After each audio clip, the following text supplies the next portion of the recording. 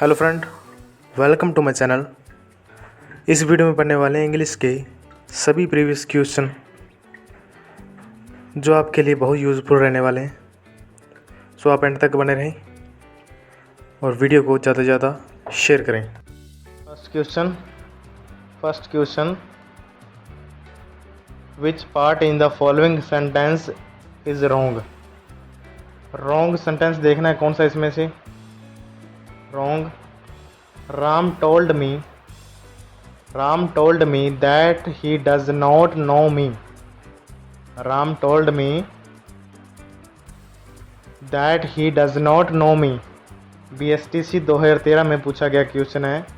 BSTC 2013 में पूछा गया क्वेश्चन है।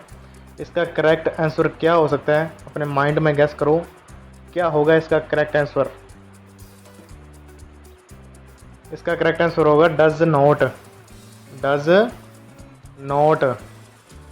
डज नॉट क्यों हुआ? क्योंकि पास्ट टेंस में वर्ब टोल्ड के साथ, पास्ट टेंस में वर्ब टोल्ड के साथ did not, simple past tense का उपयोग होगा, ना कि डज नॉट का। इसलिए इसमें डज नॉट की जगह पर क्या आएगा? Did not.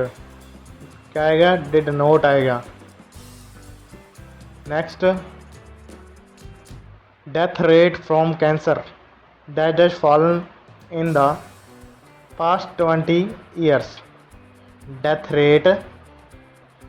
Rate from cancer that has fallen in the past 20 years.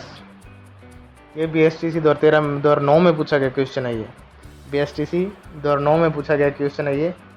इसका करेक्ट आंसर क्या होगा? इसका करेक्ट आंसर होगा have. Death rate from cancer have fallen in past 20 years.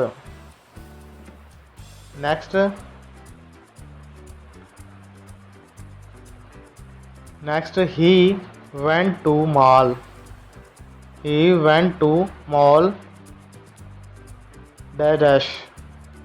BSTC 2011 में पूछा गया क्वेश्चन है ये। BSTC 2011 में पूछा गया क्वेश्चन है। he went to the mall. इसका करेक्ट आंसर क्या होगा? इसका करेक्ट आंसर होगा टू सी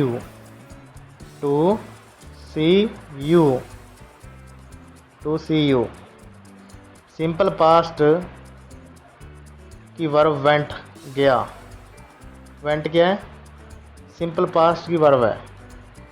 इसका पर्पस बताने के लिए टू का उपयोग होना चाहिए। सही उत्तर कौन सा है? To see you. Next, my friend dash for me since 2 o'clock. ये BSTC 2013 में पूछा गया क्वेश्चन है। माई friend dash for me since 2 o'clock. इसका करेक्ट आंसर क्या होगा? इसका करेक्ट आंसर होगा हैज़ बीन वेटिंग। एक्सप्लेन, पूर्व काल से शुरू होकर चले आ रहे कार्यों को व्यक्त करने के लिए present perfect continue tense has, have plus been plus verb की ING फॉर्म का यूज़ किया जाता है। वाक्य में मित्र 2 बजे से इंतज़ार कर रहा है, तो क्या है? 2 बजे से वेट कर रहा है, तो हैज़ बीन वेटिंग का यूज़ होगा। क्या होगा? Has been waiting. First answer है इसका has been waiting. Next, by Diwali I dash working in the office for 10 years. By Diwali, I working in the office for 10 years. ये BSTC 2013 में पूछा गया क्वेश्चन है। इसका करेक्ट आंसर क्या होगा? बताओ, माइंड में गेस करो क्या हो सकता है इसका करेक्ट आंसर। इसका करेक्ट आंसर होगा 2 number, shall have been. Shall have been, by Diwali I shall have been working in the office for 10 years. For 10 years. Explain ऐसे कार्य जिनके विषय में एक निश्चित समय जैसे बाय दिवाली तक जारी रहने की संभावना हो को व्यक्त करने के लिए फ्यूचर कॉन्टिन्यू टेंस जिसमें स्ट्रक्चर होता है शैल हैव बीन, वर्ब की आईएनजी फॉर्म का यूज़ किया जाता है। इसलिए इसमें क्या आंसर होगा इसका 2 number, shall have been. Shall have been. Next क्या होगा?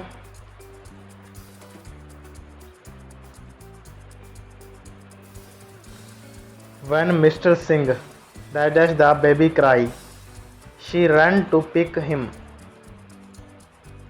When Mr. Singh dash baby cry, she ran to pick him up. इसका करेक्ट आंसर क्या होगा? गैस करो क्या हो सकता है इसका करेक्ट आंसर? इसका करेक्ट आंसर क्या होगा? इसका करेक्ट आंसर होगा 1 नंबर, हियर्ड।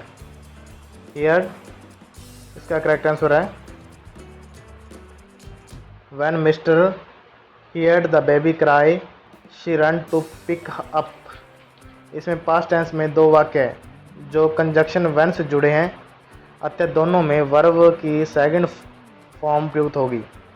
अतः हेड सेकंड फॉर्म है हियर की। Next, I dash a car last month. I dash a car last month. इसका करेक्ट आंसर क्या होगा? इसका करेक्ट आंसर होगा 1 नंबर, ब्राउट। इसका करेक्ट आंसर होगा 1 brought. I brought a car last month. Explain last month event है, अतः simple past tense की वर्ब बाय की ब्राउट का उपयोग होगा। Next, identify the sentence in the sentence give by low at the time he had been writing a novel for 2 months.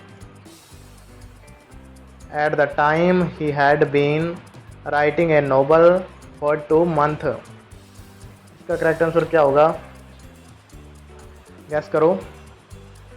इसका correct answer होगा 4 number, past perfect continue. Past perfect continue tense है, past perfect continue. क्यों है? Had been. इसमें देखो had been verb की ING form का sentence structure past perfect tense का उदाहरण है। हैड बीन और आईएनजी फॉर्म आ रही है, इसलिए ये किस में आता है? पास्ट परफेक्ट टेंस में आता है। Next, the chief guest with the wife. The chief guest with the wife. इसका करेक्ट आंसर क्या होगा? इसका करेक्ट आंसर क्या होगा? इसका करेक्ट आंसर बताओ क्या हो सकता है? इसका करेक्ट आंसर गैस करो क्या होगा? इसका करेक्ट आंसर होगा 1 number, has left. Has left. Next, measles dash an infection disease. Measles dash an infection disease, read level 1। Read level 1 में पूछा गया क्वेश्चन है।